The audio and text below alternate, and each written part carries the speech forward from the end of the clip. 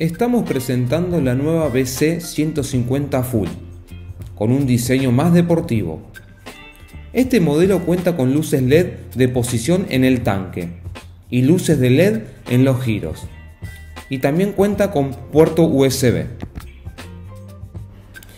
Tiene un motor 4 tiempos, refrigerado por aire, de 149 centímetros cúbicos. Transmisión de 5 marchas con arranque eléctrico y a pedal. El tanque es de 16 litros y tiene un consumo de 2.1 litros cada 100 kilómetros. Logra una velocidad máxima de 120 kilómetros por hora. El freno delantero es a disco y el trasero a tambor. La suspensión delantera es de horquilla hidráulica y la trasera de doble amortiguador. Cuenta con llantas de aleación y neumáticos de 17 pulgadas.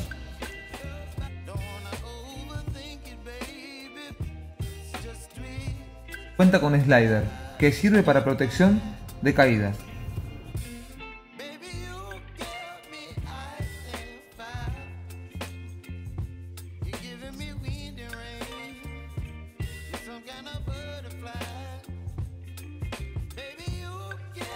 El tablero es analógico.